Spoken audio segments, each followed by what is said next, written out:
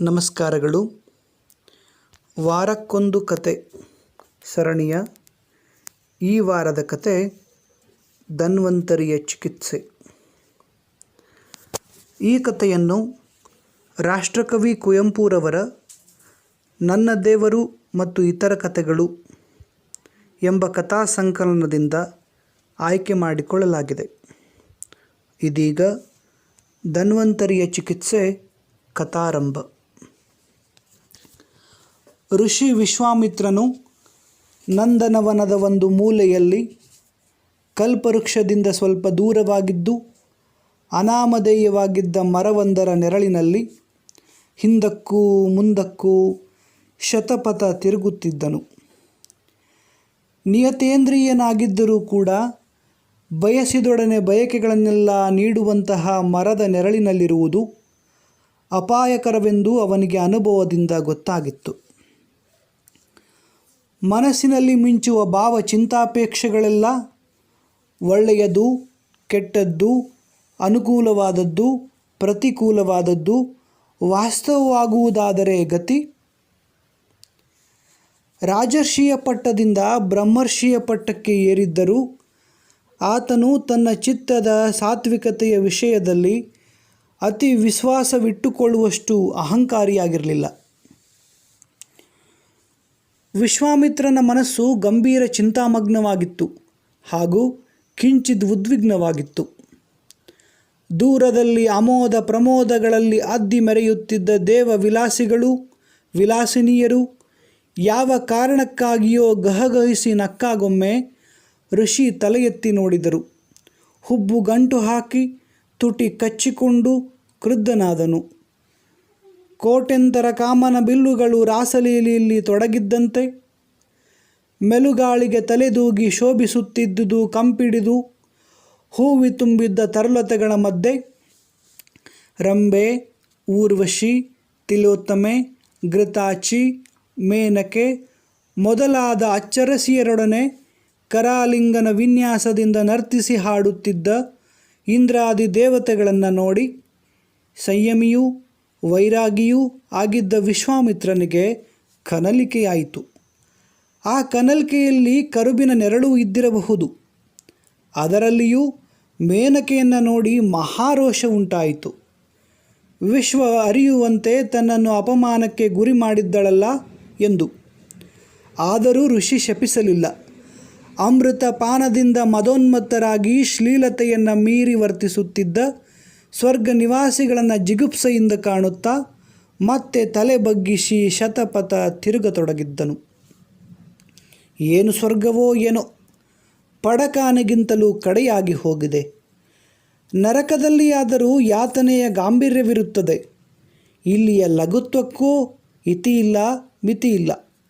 ತಿಂದುಂಡು ಮೆರೆಯುವುದು, ತಪಸ್ವಿಗಳನ್ನು ಕೆಡಿಸುವುದು, ದಾನವರೊಡನೆ ಕಾದು ಸೋತೋಡಿ ತ್ರಿಮೂರ್ತಿಗಳನ್ನು ಮೊರೆ ಹೋಗುವುದು, ಈ ಮಹತ್ ಕಾರ್ಯಗಳಲ್ಲಿಯೇ ಇವರ ಬಾಳೆಲ್ಲ ಪರ್ಯವಸಾನವಾಗುತ್ತದೆ. ಅದೂ ಕೂಡ ಇಲ್ಲ, ಚಿರಂಜೀವಿಗಳಿಗೆ ಪರ್ಯವಸಾನವೆಲ್ಲಿಂದ? ಇಂತು ಋಷಿ ಆಲೋಚಿಸಿ ಕನಿಕರದಿಂದ ಕಿರುನಗನಗುತ್ತಿದ್ದಾಗಲೇ ಆ ದೇವಾಪ್ಸರೆಯರ ನೃತ್ಯವನ್ನೂ ಮೀರಿ ಆ ಅಮರಗಾನದ ಘೋಷವನ್ನೂ ಮೀರಿ ಸುದೀರ್ಘವಾದ ಅತಿ ಕ್ಲೇಶಯುತವಾದ ಎದೆಯುದುರಿಸುವಂತಹ ನರಳು ದನಿಯೊಂದು ನಂದನದ ನೆಲವನ್ನೇ ಬಿರಿದು ಮೂಡಿತೋ ಎಂಬಂತೆ ಕೇಳಿಬಂದಿತು. ಋಷಿ ಸಿಡಿಲೆರಗಿದವನಂತೆ ಬೆಚ್ಚಿ ಬಿದ್ದು ಬಾಯ್ದೆರೆದು ನಡುಗಿ ನಿಂತು ಮತ್ತೆ ಅದೇ ನರಳು ಧ್ವನಿ ಎಂದು ನಿಡುಸುಯ್ದನು. ಆ ನರಳು ಧ್ವನಿ ಮಜಾ ಮಾಡುತ್ತಿದ್ದ ದೇವತೆಗಳಿಗೆ ಒಂದಿನಿತೂ ಕೇಳಿಸಿರಲಿಲ್ಲ. ಅವರ ಮಾನರಹಿತ ಪಾನಲೀಲೆ ನಿರಾತಂಕವಾಗಿ ಸಾಗಿತ್ತು. ಆ ನರಳು ಧ್ವನಿ ವಿಶ್ವಾಮಿತ್ರನನ್ನು ಬಹುದಿನಗಳಿಂದಲೂ ಹಿಂಬಾಲಿಸುತ್ತಿತ್ತು.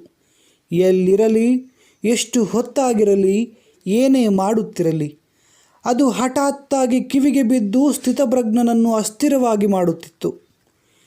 ಕೈಲಾಸಕ್ಕೆ ಹೋಗಿದ್ದಾಗ ಅಲ್ಲಿಯೂ ಕೇಳಿಸುತ್ತಿತ್ತು. ಹಾಗೆಯೇ ವೈಕುಂಠದಲ್ಲಿ, ಹಾಗೆಯೇ ಸತ್ಯಲೋಕದಲ್ಲಿ, ನರಕಕ್ಕೆ ಸಂಚಾರಾರ್ಥವಾಗಿ ಹೋಗಿದ್ದಾಗಲೂ ಅಲ್ಲಿಯ ಗೋಳಾಟವನ್ನು ಮೀರಿ ಕೇಳಿಸಿತ್ತು. ರಹಸ್ಯವಾದ ಅನಿರ್ದಿಷ್ಟವಾದ ಆ ಆರ್ತನಾದ.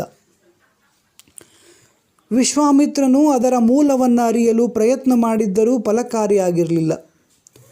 ವೈಕುಂಠದಲ್ಲಿ ವಸಿಷ್ಠನನ್ನು ವಿಚಾರಿಸಿದಾಗ ಅವನು ತನಗೆ ಆ ನರಳು ಕೇಳಿಸುತ್ತಿಲ್ಲವೆಂದು, ಅದು ವಿಶ್ವಾಮಿತ್ರನ ಮನೋಭ್ರಾಂತಿಜನ್ಯವಾಗಿರಬೇಕೆಂದು ಹೇಳಿ ಅದರ ಪರಿಹಾರಾರ್ಥವಾಗಿ ಒಂದು ಯಜ್ಞವನ್ನು ನೆರವೇರಿಸುವಂತೆ ಬುದ್ಧಿ ಹೇಳಿದನು.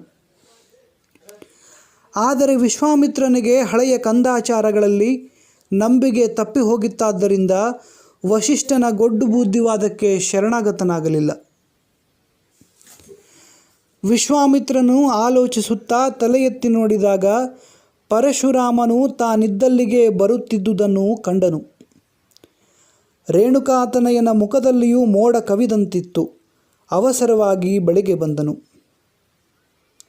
ಕುಶಿಕತನಯ, ನಿನಗೊಂದು ನರಳುದನಿ ಕೇಳಿಸಿತೆ ಎಂದು ವಿಶ್ವಾಮಿತ್ರನ ಹೆಗಲ ಮೇಲೆ ಬಲಗೈ ಇಟ್ಟು ಪ್ರಶ್ನಿಸಿದನು. ವಿಶ್ವಾಮಿತ್ರನು ಪರಶುರಾಮನಿಗೆ ತನಗೆ ಅದುವರೆಗೆ ಆಗಿದ್ದ ಅನುಭವಗಳನ್ನೆಲ್ಲ ಹೇಳಿದನು. ಪರಶುರಾಮನು ತನಗೂ ಅದೇ ಅನುಭವಗಳಾದುದನ್ನು ತಿಳಿಸಿ ಅದಕ್ಕೆ ಕಾರಣವನ್ನು ತಿಳಿಯಲು ತ್ರಿಭುವನ ಸಂಚಾರಕ್ಕೆ ಹೊರಟಿರುವುದಾಗಿಯೂ ಹೇಳಿದನು. ಅವರು ಮಾತನಾಡುತ್ತಿದ್ದಾಗಲೇ ಮತ್ತೆ ದೇವಾಪ್ಸರೆಯರ ಆನಂದ ನಿನಾದಗಳನ್ನೆಲ್ಲ ನುಂಗಿ ಮೀರಿ ಆ ನರಳು ನೆತ್ತರು ಹೆಪ್ಪುಗಟ್ಟುವಂತೆ ಕೇಳಿಸಿತು. ಋಷಿಗಳಿಬ್ಬರು ದಿಗ್ಭ್ರಾಂತರಾಗಿ ಗದಗದನೆ ನಡುಗುತ್ತ ನಿಂತರು. ಯಾವನಾದರೊಬ್ಬನನ್ನು ಮುಳ್ಳಿನ ಹಾಸಿಗೆಯ ಮೇಲೆ ಅಂಗಾತನೆ ಮಲಗಿಸಿ ಎದೆಯ ಮೇಲೆ ಹೆಬ್ಬಂಡೆಯನ್ನು ಬಹುಕಾಲದವರೆಗೆ ಹೇರಿ ಮಣಬಾರದ ಸುತ್ತಿಗೆಯಿಂದ ಬೀಸಿ ಬೀಸಿ ಹೊಡೆದರೆ ಅವನು ಹೇಗೆ ನರಳಬಹುದೋ ಹಾಗಿದ್ದಿತು ಆ ಬೀಭತ್ಸ್ಕರವಾದ ನರಳು. ವಿಶ್ವಾಮಿತ್ರ ಪರಶುರಾಮರ ಕಾಲುಗಳ ನಡುಕುವಿಕೆಯನ್ನು ಇಳಿದಿರಲಿಲ್ಲ.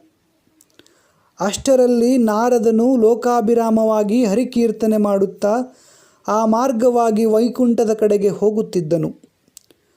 ಋಷಿಗಳಿಬ್ಬರು ಬೇಗ ಬೇಗನೆ ತ್ರಿಲೋಕ ಸಂಚಾರಿಯ ಬಳಿಗೆ ನಡೆದು ತಮ್ಮ ಅನುಭವದ ಕಾರಣದ ವಿಚಾರವಾಗಿ ಪ್ರಶ್ನಿಸಿದರು. ನಾರದನ ಮುಖದಲ್ಲಿ ಕಿರುನಗೆಯೂ ಮಿಂಚಿತು. ಕಣ್ಣುಗಳಲ್ಲಿ ನೀರೂ ಸುರಿದವು. ಆ ಪರಸ್ಪರ ವಿರುದ್ಧ ಭಾವದ ಘಟನೆಗಳನ್ನು ಕಂಡು ವಿಶ್ವಾಮಿತ್ರ ಪರಶುರಾಮರು ಬೆಕ್ಕಸ ಪಡುತ್ತಿರಲು, ಆ ನರಳು ದನಿ ಬಹುಕಾಲದಿಂದ ನನಗೂ ಕೇಳಿಸುತ್ತಿದೆ. ಕೇಳಿದಾಗಲೆಲ್ಲ ನನ್ನೆದೆ ನಡುಗುತ್ತದೆ, ಜೀವ ಹಿಂಡಿದಂತಾಗುತ್ತದೆ. ಅದಕ್ಕೆ ಕಾರಣ ನನಗೂ ಸರಿಯಾಗಿ ಗೊತ್ತಿಲ್ಲ. ಅದು ಬರುವುದಂತೂ ಭೂಲೋಕದಿಂದ ಎಂಬುದು ಚೆನ್ನಾಗಿ ಗೊತ್ತು ಎಂದೊರೆದು ದೇವರ್ಷಿ ಗಾನಗೆಯುತ್ತಾ ಹೊರಟು ಹೋದರು. ಬ್ರಹ್ಮರ್ಷಿಗಳಿಬ್ಬರೂ ಭೂಲೋಕದ ಕಡೆಗೆ ವೇಗವಾಗಿ ಸಾಗಿದರು. ಭೂಮಿಯನ್ನು ಸಮೀಪಿಸುತ್ತಿದ್ದಾಗಲೇ ವಿಶ್ವಾಮಿತ್ರ ಪರಶುರಾಮರಿಬ್ಬರೂ ದಂಗು ಬಡಿದು ಹೋದರು. ಗುರುತಿಸಲು ಅಸಾಧ್ಯವಾಗುವಷ್ಟು ವ್ಯತ್ಯಾಸ ಕಂಡು ಬಂದಿತು.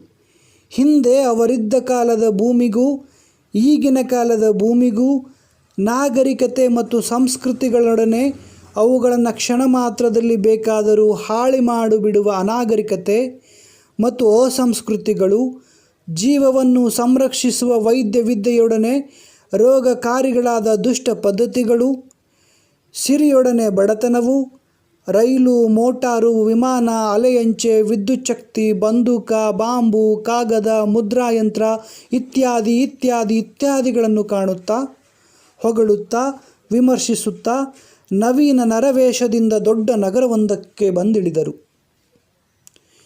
ಯಂತ್ರವಾಹನಗಳ ಸಂಚಾರ, ಮನುಷ್ಯರ ಓಡಾಟ, ವ್ಯಾಪಾರದ ಗಲಿಬಿಲಿ, ಹೋಟೆಲುಗಳ ನೂಕುನುಗ್ಗಲು, ವಿದ್ಯುಚ್ಛಕ್ತಿಯ ತಂತಿಗಳ ಹಾಸುಹೊಕ್ಕು ಮತ್ತು ಕಂಬಗಳ ಕಕ್ಕಿರಿತ, ಚಿತ್ರ ವಿಚಿತ್ರ ಪ್ರಕಟಣೆಗಳ ಪ್ರದರ್ಶನ, ಮದ್ಯಪಾನ ನಿರೋಧದ ಆಫೀಸಿನ ಹಿಂದುಗಡೆ ಸೇಂದಿ ಅಂಗಡಿ, ಪೊಲೀಸು ಠಾಣೆಯ ಹಿಂಭಾಗದ ಮನೆಯ ಉಪ್ಪರಿಗೆಯಲ್ಲಿ ಜೂಜಿನ ಮನೆ, ಗಲ್ಲಿಯಲ್ಲಿ ಯಾರೂ ಅಸಹ್ಯ ಮಾಡಬಾರದು ಎಂದು ಬರೆದಿದ್ದ ಬೋರ್ಡಿನ ಕೆಳಗೆ ಸಹಿಸಲಸಾಧ್ಯವಾದ ದುರ್ಗಂಧ, ಸಿನಿಮಾ, ನಾಟಕ ಶಾಲೆ, ಕಾರ್ಖಾನೆ, ಸ್ಕೂಲು, ಕಲಾಶಾಲೆ ಇತ್ಯಾದಿ ಇತ್ಯಾದಿಗಳನ್ನೆಲ್ಲ ಆಶ್ಚರ್ಯ ಕುತೂಹಲದಿಂದ, ಜಿಗುಪ್ಸೆ ಮತ್ತು ಹರ್ಷಗಳಿಂದ ಸಮೀಕ್ಷಿಸುತ್ತಾ ನರಳುದನಿಗೆ ಮೂಲವಾದ ಕಾರಣವನ್ನರಸಿದರು. ಅರಸುತ್ತಾ ಒಂದು ದೇವಾಲಯಕ್ಕೆ ಹೋದರು. ಅಲ್ಲಿ ಪೂಜಾರಿ ಗುಡಿಯಲ್ಲಿ ದೇವರಿಲ್ಲವೆಂದು ದೃಢ ನಂಬಿಕೆಯಿಂದ ಕುಳಿತು ಪೂಜೆಗೆ ಬಂದಿದ್ದವರಿಂದ ಹಣ ಸುಲಿಯುತ್ತಿದ್ದುದನ್ನು, ಅಲ್ಲಿಗೆ ಬಂದಿದ್ದ ಭಕ್ತರ ವ್ಯಾಪಾರ ಬುದ್ಧಿಯನ್ನೂ ನೋಡಿ ಋಷಿಗಳಿಬ್ಬರಿಗೂ ನಗು ಬಂದಿತು. ವಿಶ್ವಾಮಿತ್ರನು ಪರಶುರಾಮನನ್ನು ಕುರಿತು, ರೇಣುಕಾತನಯ, ನೋಡಿದೆಯಾ, ಈ ಪುರೋಹಿತ ವರ್ಗದವರು ಅಂದಿದ್ದಂತೆಯೇ ಇಂದೂ ಇದ್ದಾರಲ್ಲ. ಪ್ರಪಂಚ ಇಷ್ಟು ಬದಲಾಯಿಸಿದ್ದರೂ ಅವರು ಮಾತ್ರ ಸ್ಥಾಣುಚರಲೋಯಂ ಆಗಿಬಿಟ್ಟಿದ್ದಾರೆ, ಸ್ಥಾಣುರ ಚಲೋಯಂ ಆಗಿಬಿಟ್ಟಿದ್ದಾರೆ ಎಂದನು. ಪರಶುರಾಮನು, ಪಾಪ, ಪುರೋಹಿತರೇನು ಮಾಡಿಯಾರು? ಆಗಿನ ಕಾಲದ ದೊರೆಗಳಿಗನುಗುಣವಾಗಿ ಆಗಿನ ಕಾಲದ ಪುರೋಹಿತರಿದ್ದರು, ಈಗಿನ ಕಾಲದ ದೊರೆಗಳಿಗನುಗುಣವಾಗಿ ಈಗಿನ ಪುರೋಹಿತರಿದ್ದಾರೆ ಎಂದು ಕ್ಷತ್ರಿಯರ ಮೇಲೆಯೇ ದೂರನ್ನು ಹೊರಿಸಿದನು. ಇನ್ನೊಂದು ಕಡೆ ಒಂದು ಮಂದಿರದಲ್ಲಿ ಜನರು ಕಿಕ್ಕಿರಿದುದನ್ನು ಕಂಡು ಅಲ್ಲಿಗೆ ಹೋಗಿ ನೋಡಲಾಗಿ ಹರಿಕಥೆಯಾಗುತ್ತಿತ್ತು. ಆ ದಾಸನು ಭಗವಂತನ ಕರುಣೆಯನ್ನು ಕುರಿತು ಕೇಳುತ್ತಿದ್ದವರ ಕಣ್ಣುಗಳಲ್ಲಿ ನೀರು ಬರುವಂತೆ ಮಾತಾಡುತ್ತಿದ್ದನು. ಋಷಿಗಳಿಬ್ಬರೂ ತುಸು ಹೊತ್ತು ಕೇಳುತ್ತಾ ನಿಂತರು. ಅಷ್ಟರಲ್ಲಿಯೇ ಆ ದಾಸನು ತಪಸ್ಸಿನ ಮಹಿಮೆಯನ್ನು ಕುರಿತು ಹೇಳುತ್ತಾ ಪರಶುರಾಮ ವಿಶ್ವಾಮಿತ್ರರ ಕಥೆಗಳನ್ನೇ ಪ್ರಾರಂಭಿಸಿಬಿಟ್ಟನು. ತಮಗೇ ಅಷ್ಟು ನೂತನವಾಗಿದ್ದ ಆ ಕಥೆಗಳನ್ನು ಋಷಿಗಳಿಬ್ಬರೂ ಬಾಯಿ ಬಿಟ್ಟುಕೊಂಡು ಕೇಳಿದರು.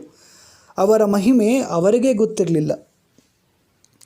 ಪರಶುರಾಮನು, ಆ ದಾಸನು ಯಾವ ವಿಶ್ವಾಮಿತ್ರನನ್ನು ಕುರಿತು ಮಾತನಾಡುತ್ತಿರುವುದು ಕುಶಿಕತನಯ ಎಂದು ನಗುತ್ತಾ ಕೇಳಿದನು. ವಿಶ್ವಾಮಿತ್ರನು, ಅವನು ನನ್ನನ್ನಾಗಲಿ ನಿನ್ನನ್ನಾಗಲಿ ಕುರಿತು ಮಾತನಾಡುತ್ತಿಲ್ಲ, ಪುರಾಣ ಹೇಳುತ್ತಿದ್ದಾನೆ ಎಂದನು. ಮತ್ತೊಂದು ದೊಡ್ಡದೊಂದು ಸಭೆ ಸೇರಿದ್ದಿತು. ಬಾಗಲಲ್ಲಿ ಬಣ್ಣದ ಬಟ್ಟೆಯ ಬಿಚ್ಚುಗತ್ತಿಯ ಸಿಪಾಯಿಗಳು ನಿಂತಿದ್ದರು. ಜರಿಯ ಪೇಟದ, ಕ್ಯಾಪಿನ, ಹ್ಯಾಟಿನ, ಬೂಟ್ಸಿನ, ನಿಲುವಂಗಿಯ, ಕುಳ್ಳಂಗಿಯ, ತರತರದ ವೇಷದವರು ಅಲ್ಲಿಗೆ ಹೋಗುತ್ತಿದ್ದುದನ್ನು ಕಂಡು ಋಷಿಗಳಿಬ್ಬರು ಅವರಂತೆಯೇ ಕಾಣಿಸಿಕೊಂಡು ಒಳಗೆ ಹೋದರು.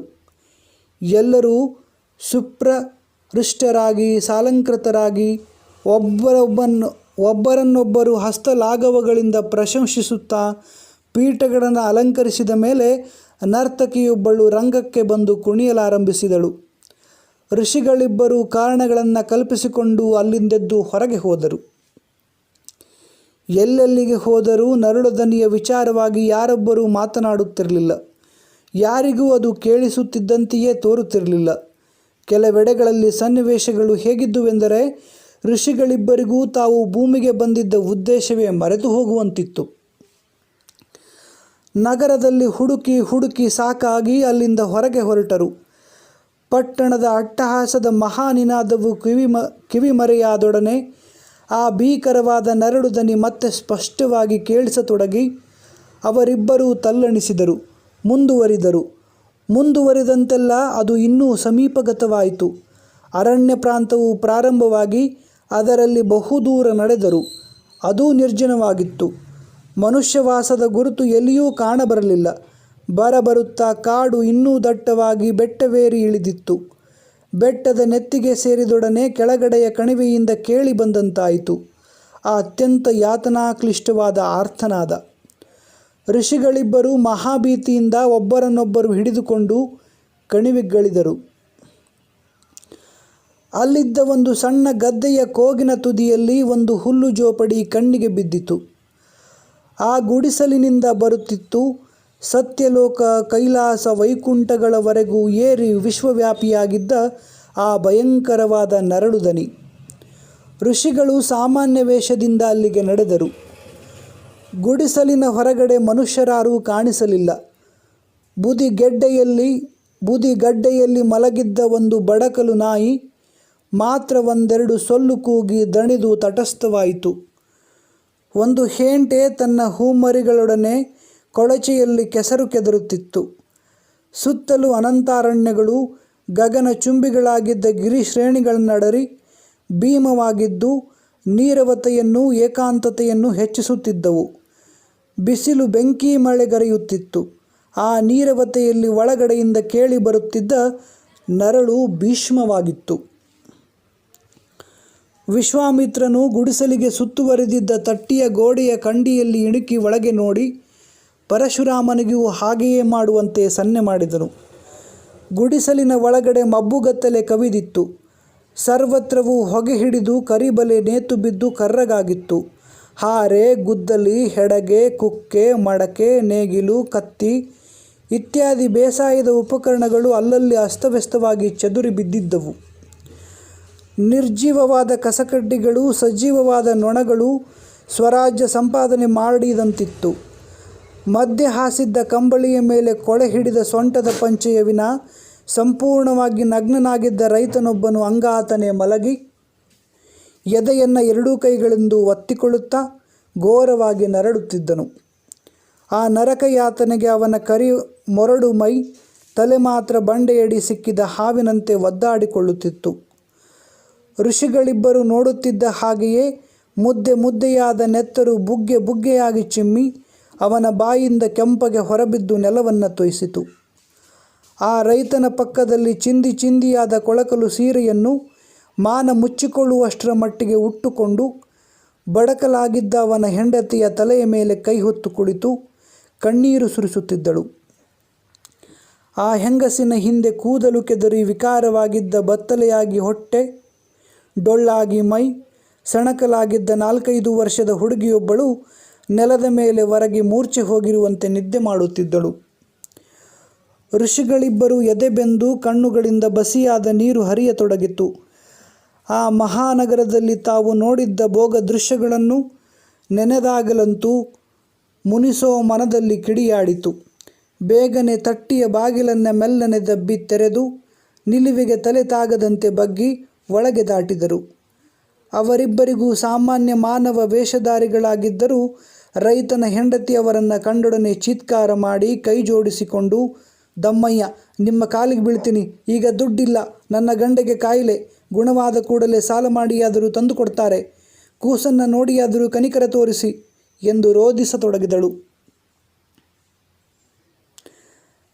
ತಾವು ಕಂದಾಯಕ್ಕೆ ಬಂದ ಸರ್ಕಾರಿ ಅಧಿಕಾರಿಗಳೂ ಅಲ್ಲ, ಪಠಾಣರೂ ಅಲ್ಲ, ಸಾಹುಕಾರನ ವಸೂಲಿಯ ಸಾಬರೂ ಅಲ್ಲ, ಪರದೇಶದ ಪ್ರಯಾಣಿಕರು ಎಂದು ಕಷ್ಟಪಟ್ಟು ತಿಳಿಸಿದ ಮೇಲೆ ಆ ಹೆಂಗಸು ಋಷಿಗಳ ಪಾದಕ್ಕೆ ಬಿದ್ದು ತನ್ನ ಕಷ್ಟವನ್ನು ಹೇಳಿಕೊಂಡಳು. ಏನು ಕಾಯಿಲೆ ನಿನ್ನ ಗಂಡನಿಗೆ? ಏನು ಕಾಯಿಲೆಯೋ ಆ ಭಗವಂತನಿಗೇ ಗೊತ್ತು. ಎಷ್ಟು ದಿನಗಳಿಂದ? ಬಹಳ ಕಾಲದಿಂದಲೂ ಇದೆ. ಒಂದು ಸಾರಿ ಕಡಿಮೆಯಾದರೆ ಮತ್ತೊಂದು ಸಾರಿ ಹೆಚ್ಚಾಗುತ್ತದೆ. ಯಾರಿಗೆ ತೋರಿಸಿದರೂ ಇಂಥ ಕಾಯಿಲೆ ಎಂದು ಅರ್ಥವಾಗುವುದಿಲ್ಲ. ಇದ್ದಕ್ಕಿದ್ದ ಹಾಗೆ ಎದೆಯ ಮೇಲೆ ಯಾರೂ ಕೂತುಕೊಂಡಂತೆ ಆಗಿ ಭಾರ ಹೆಚ್ಚುತ್ತದೆ. ಕೀಲುಗಳಲ್ಲಿ ಕಬ್ಬಿಣ ಕಾಸಿ ಹೊಯ್ದಂತೆ ನೋವು ಪ್ರಾರಂಭವಾಗುತ್ತದೆ. ಆಗಾಗ್ಗೆ ಹೆಂಟೆಯಾಗಿ ರಕ್ತ ಕಾರುತ್ತದೆ. ವೈದ್ಯರಾಯಿತು, ಜೋಯಿಸರಾಯಿತು, ದೇವರಾಯಿತು, ದಿಂಡರಾಯಿತು. ಸ್ವಾಮಿ, ಭಗವಂತ ಕೂಡ ನಮ್ಮನ್ನು ಕೈ ಬಿಟ್ಟಿದ್ದಾನೆ ಎಂದು ಹೆಂಗಸು ಬಿಕ್ಕಿ ಬಿಕ್ಕಿ ಅತ್ತಳು. ಇಲ್ಲ, ಭಗವಂತ ಕೈ ಬಿಟ್ಟಿಲ್ಲ, ಸಮಾಧಾನ ಮಾಡಿಕೊ, ನಮ್ಮ ಕೈಲಾದುದನ್ನು ಮಾಡುತ್ತೇವೆ ಎಂದು ಋಷಿಗಳಿಬ್ಬರು ರೋಗಿಯನ್ನು ಪರೀಕ್ಷಿಸಿದರು. ಹೃದಯ, ಶ್ವಾಸಕೋಶ, ಜಠರ, ಕರುಳು, ಮಿದುಳು ಮೊದಲಾದ ಸರ್ವಾತಯವಯಗಳನ್ನು ಚೆನ್ನಾಗಿ ಪರೀಕ್ಷಿಸಿದರು. ಎಲ್ಲಿಯೂ ಒಂದು ತಿಲ ಮಾತ್ರವಾದರೂ ದೋಷವಾಗಲಿ, ರೋಗದ ಕಾರಣ ಚಿಹ್ನೆಯಾಗಲಿ ಗೋಚರಿಸಲಿಲ್ಲ. ರೋಗಿ ಯಾವ ಪ್ರಶ್ನೆಗೂ ಉತ್ತರ ಕೊಡುವ ಸ್ಥಿತಿಯಲ್ಲಿರಲಿಲ್ಲ. ಎದೆಯ ಮೇಲೆ ಕೈಯಿಟ್ಟಾಗ ಮಾತ್ರ ಹುಣ್ಣು ಮುಟ್ಟಿದಂತೆ ಮುಖವನ್ನು ಸಿಂಡರಿಸಿ ಮತ್ತು ಹೆಚ್ಚಾಗಿ ನರಳುತ್ತಿದ್ದನು. ಋಷಿಗಳು ಕಂಗಾಲಾದರು. ಬ್ರಹ್ಮವಿದ್ಯೆಗಿಂತಲೂ ಅತಿ ರಹಸ್ಯವಾಗಿತ್ತು ಆ ರೈತನ ಕಾಯಿಲೆ. ಏನಾದರಾಗಲಿ ಎಂದು ಅಲ್ಲಿಗೆ ಹತ್ತಿರವಾಗಿದ್ದ ಒಂದು ಊರಿನಿಂದ ಸರಕಾರಿ ಡಾಕ್ಟರನ್ನು ಕರೆತಂದರು. ಅವನು ಮೋಟಾರು ಗಾಡಿ ಹೋಗದ ಹಳ್ಳಿಗೆ ಖಂಡಿತ ಬರಲಾಗುವುದಿಲ್ಲ ಎಂದಿದ್ದರೂ ಋಷಿಯ ಕೈಯಲ್ಲಿದ್ದ ಚಿನ್ನದ ನಾಣ್ಯಗಳನ್ನು ಕಂಡ ಮೇಲೆ ಮೂಗುದಾರ ಹಾಕಿದ ಗೂಳಿ ತಂಟೆ ಮಾಡದೆ ಹಿಂಬಾಲಿಸುವಂತೆ ಬಂದು ಬಿಟ್ಟನು. ಆದರೆ ಅವನು ರೋಗಿಯ ಬಳಿಗೆ ಬಂದೊಡನೆಯೇ ರೋಗಿಗೆ ಎದೆಭಾರ ಹೆಚ್ಚಿ ನರಳುವುದು, ನೆತ್ತರ ಕಾರುವುದು ಹೆಚ್ಚಾಯಿತು. ಡಾಕ್ಟರು ಬೇಗ ಪರೀಕ್ಷೆ ನಡೆಸಿ ರೋಗದ ಲಕ್ಷಣ ತನಗೇನೂ ಗೊತ್ತಾಗದಿದ್ದರೂ ದೊಡ್ಡದೊಂದು ಲ್ಯಾಟಿನ್ ಹೆಸರನ್ನು ಹೇಳಿ ಬಣ್ಣದ ನೀರನ್ನು ಔಷಧಿಯಾಗಿ ಕೊಟ್ಟು ಹೋದನು. ಅವನು ದೂರ ದೂರ ಹೋದ ಹಾಗೆಲ್ಲ ರೋಗಿ ಮೊದಲಿದ್ದ ಸ್ಥಿತಿಗೆ ಬಂದನು. ಆ ಹೆಂಗಸಿಗೆ ಡಾಕ್ಟರಲ್ಲಿ ಸ್ವಲ್ಪವೂ ನಂಬುಗೆ ಇರಲಿಲ್ಲ. ಪುರೋಹಿತರನ್ನು ಕರೆಯಿಸಬೇಕೆಂದು ಸೂಚಿಸಿದಳು. ಏಕೆಂದರೆ ಯಾವುದೋ ರಣಪಿಸಾಚಿಯ ಚೇಷ್ಟೆಯೇ ಗಂಡನ ರೋಗಕ್ಕೆ ಕಾರಣವೆಂದು ಆಕೆ ನಿಸ್ಸಂದೇಹವಾಗಿ ನಂಬಿದ್ದಳು. ವಿಶ್ವಾಮಿತ್ರನು ಒಪ್ಪದಿದ್ದರೂ ಪರಶುರಾಮನು ನೋಡಿಬಿಡೋಣ ಎಂದು ಭಟ್ಟರನ್ನು ಕರೆಸಿದನು. ಅವನಿಗೂ ರೋಗಕ್ಕೆ ಕಾರಣ ಸ್ವಲ್ಪವೂ ತಿಳಿಯದಿದ್ದರೂ ಒಂದು ಪಿಸಾಚಿ ಹೆಸರನ್ನು ಹೇಳಿ ಅದಕ್ಕೆ ಮಾಯ ಮಂತ್ರ ಮಾಡಿ ತಡೆಗಟ್ಟಿದ್ದೇನೆ ಎಂದು ಹೇಳಿ ಚಿನ್ನದ ನಾಣ್ಯಗಳನ್ನು ದಕ್ಷಿಣೆ ತೆಗೆದುಕೊಂಡು ತೃಪ್ತನಾಗಿ ಹೋದನು. ವಿಶ್ವಾಮಿತ್ರನು ಪರಶುರಾಮನನ್ನು ಕುರಿತು, ಈ ಪುರೋಹಿತರ ಗುಂಪೆಲ್ಲವೂ ಒಂದೇ, ಸುಲಿಗೆ. ಹಿಂದೆ ಆ ವಶಿಷ್ಠ ಸುಲಿದ ಹಾಗೆಯೇ ಇಂದು ಈ ಭಟ್ಟನು ಸುಲಿಯುತ್ತಿದ್ದಾನೆ. ಅವನಂತೂ ರಘುವಂಶಕ್ಕೆ ಶನಿ ಹಿಡಿದ ಹಾಗೆ ಹಿಡಿದು ಬಿಟ್ಟಿದ್ದ. ಇಕ್ಷ್ವಾಕು, ರಘು, ದಿಲೀಪ, ದಶರಥ, ರಾಮ ಎಲ್ಲರನ್ನೂ ಜೀವ ಹಿಂಡಿಬಿಟ್ಟ ಪೌರೋಹಿತ್ಯ ಮಾಡಿ. ನಾನು ಹೇಳಲಿಲ್ಲವೇ ನಿನಗೆ ಪುರೋಹಿತರನ್ನು ಕರೆಸುವುದು ಬೇಡ ಎಂದು ಹೇಳಿದನು. ಋಷಿಗಳಿಬ್ಬರೂ ಆ ಗುಡಿಸಲಲ್ಲಿಯೇ ಇದ್ದುಕೊಂಡು ರೈತನ ರಹಸ್ಯ ರೋಗಕ್ಕೆ ಕಾರಣವನ್ನು ಔಷಧಿಯನ್ನು ಕಂಡುಹಿಡಿಯಲು ಪ್ರಯತ್ನಿಸಿದರು. ಎಲ್ಲ ನಿಷ್ಫಲವಾಯಿತು.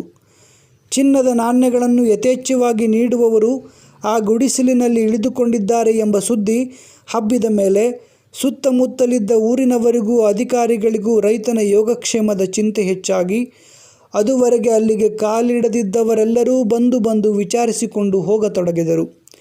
ಅಧಿಕಾರಿಗಳು ಬಂದಾಗಲೂ ಡಾಕ್ಟರು, ಪುರೋಹಿತರು ಬಂದಾಗ ಆಗಿದ್ದಂತೆ ರೈತನ ಎದೆನೋವು ಇಮ್ಮಡಿಯಾಗುತ್ತಿತ್ತು. ಕೆಲವು ದಿನಗಳಾದ ಮೇಲೆ ಒಂದು ದಿನ ವಿಚಾರವು ಧ್ಯಾನ ಮಾಡುತ್ತಿದ್ದ ವಿಶ್ವಾಮಿತ್ರನಿಗೆ ಹೊಳೆಯಿತು. ಆ ರೋಗದ ರಹಸ್ಯವನ್ನು ತಿಳಿಯುವುದಕ್ಕೆ ದೇವವೈದ್ಯನಾದ ಧನ್ವಂತರಿಯೊಬ್ಬನಿಗೇ ಸಾಧ್ಯವೆಂದು. ಆ ಸೂಚನೆ ಪರಶುರಾಮನಿಗೂ ಸಮ್ಮತವಾಗಿ ಧನ್ವಂತರಿಗೆ ಹೇಳಿ ಕಳುಹಿಸಿದರು. ಧನ್ವಂತರಿ ಸಾಮಾನ್ಯ ವೈದ್ಯನ ವೇಷಧಾರಣೆ ಮಾಡಿ ಶೀಘ್ರವಾಗಿ ಅಲ್ಲಿಗೆ ಬಂದನು. ರೈತನ ಎದೆನೋವಿನ ಗೋಳನ್ನು ನೋಡಿ ನೆತ್ತರು ಹೆಪ್ಪುಗೆಡಿಸುವ ಆ ನರಳು ದನಿಯನ್ನು ಕೇಳಿ ಕಕ್ಕಾಬಿಕ್ಕಿಯಾದನು. ಆದರೂ ಉತ್ತರ ಕ್ಷಣದಲ್ಲಿ ತಾನು ವೈದ್ಯನೆಂಬುದನ್ನು ನೆನಪಿಗೆ ತಂದುಕೊಂಡು ಧೈರ್ಯ ತಾಳಿ ರೋಗಿಯ ದೇಹ ಪರೀಕ್ಷೆಗೆ ಕೈಯಿಟ್ಟನು. ವಿಶ್ವಾಮಿತ್ರ ಪರಶುರಾಮರು ರೈತ ಹೆಂಡತಿಯಂತೆ ಕಾತರ ಹೃದಯರಾಗಿ ತುಟಿದೆರೆಯದೆ ನಿಂತು ನೋಡುತ್ತಿದ್ದರು. ರೋಗಿಯ ನರಳುಗಳ ನಡುವೆ ಆ ನಿರೀಕ್ಷೆಯ ನಿಶ್ಶಬ್ದದಲ್ಲಿ ಅವರು ಉಸಿರಾಡುವುದು ಕೇಳಿಸುತ್ತಿತ್ತು. ಬಹಳ ಕಾಲ ಪರೀಕ್ಷೆ ನಡೆಸಿದ ತರುವಾಯ ಧನ್ವಂತರಿ ಋಷಿಗಳ ಕಡೆಗೆ ವ್ಯಂಗ್ಯಪೂರ್ಣವಾಗಿ ದೃಷ್ಟಿಸಿದರು. ರೈತನ ಹೆಂಡತಿ ಆ ದೃಷ್ಟಿಯಲ್ಲಿದ್ದ ನಿರಾಶೆಯನ್ನು ಕಂಡು ನೀರವವಾಗಿ ಅಳಲಾರಂಭಿಸಿದಳು. ರೈತನ ಹೆಂಡತಿಯ ದೃಷ್ಟಿಗೆ ಮಾತ್ರ ಧನ್ವಂತರಿ ನೋಡುತ್ತಿದ್ದ ಹಾಗೆ ಕಾಣಿಸುತ್ತಿದ್ದಿತೇ ಹೊರತು ನಿಜವಾಗಿಯೂ ದೇವವೈದ್ಯನು ಋಷಿಗಳು ಸಂಭಾಷಿಸುತ್ತಿದ್ದರು. ಧನ್ವಂತರಿ ಹೇಳಿದನು, ಇದು ದೈಹಿಕ ರೋಗವಲ್ಲ. ಪರಶುರಾಮನು ಆತ್ಮದ್ದೇನು ಎಂದು ಕೇಳಿದನು. ಧನ್ವಂತರಿ ತಲೆಯಲ್ಲಾಡಿಸಿ ಅದು ಅಲ್ಲ ಎಂಬುದಾಗಿ ಸೂಚಿಸಿದನು. ಹಾಗಾದರೆ ಎಂದು ವಿಶ್ವಾಮಿತ್ರನು ಬೆರಗಾದನು. ಧನ್ವಂತರಿ ಹೇಳಿದನು, ದೇಹದ ರೋಗವಾಗಿದ್ದರೆ ದೇಹದಲ್ಲಿರಬೇಕಾಗಿತ್ತು. ಆದರೆ ನಾನು ಚೆನ್ನಾಗಿ ಪರೀಕ್ಷಿಸಿದ್ದೇನೆ, ಅಲ್ಲಿ ಎಲ್ಲಿಯೂ ಇಲ್ಲ. ಆತ್ಮದ್ದಾಗಿದ್ದರೆ ಪಾಪರೂಪದಿಂದ ತೋರಬೇಕಾಗಿತ್ತು. ಆದರೆ ಈ ಸರಳ ಸಾಮಾನ್ಯ ಜೀವನದ ರೈತನಿಗೆ ಆ ರೋಗ ಇನ್ನೂ ತಗಲಿಲ್ಲ.